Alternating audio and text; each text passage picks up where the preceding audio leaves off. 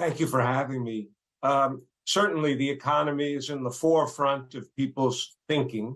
High inflation has basically undercut the fact that we have a strong economy.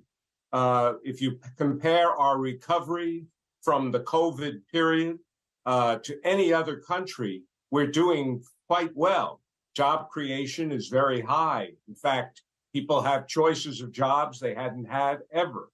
But inflation has left them with a sense of economic uncertainty that has undercut that to some large degree.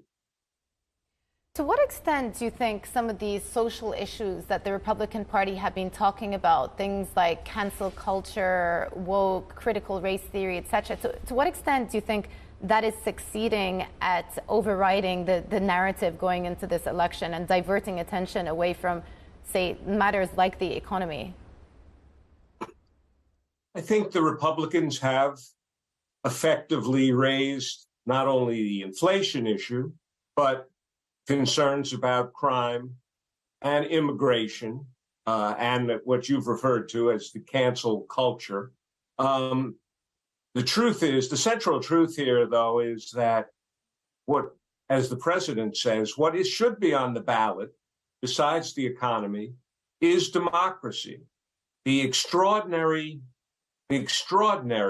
adherence of Republicans around the country to denying Joe Biden's election still, and the possibility these election deniers will get into office and continue to deny elections unless they win them. That's sort of the central point here. The Republicans seem to deny the results of any elections they don't win. And so, in a real sense, democracy is imperiled at this moment.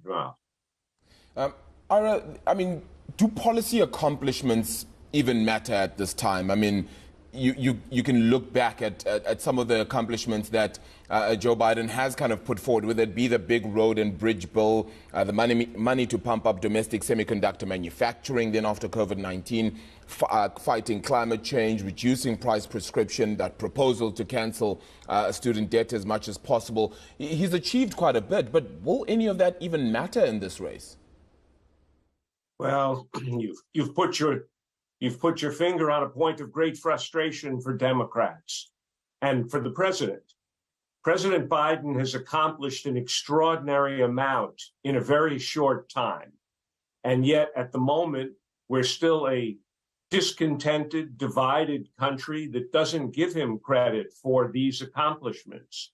So the Democrats have been moving from message to message. Your constitutional rights are at stake, abortion rights. Democracy is on the ballot. The Republicans would take the economy and cut taxes for the rich yet again and threaten your entitlements. So we go from one message to another. The hard truth here is that the same people who are threatening America's democracy, the extremist view of the Republicans, are the same people who would damage our economy as well.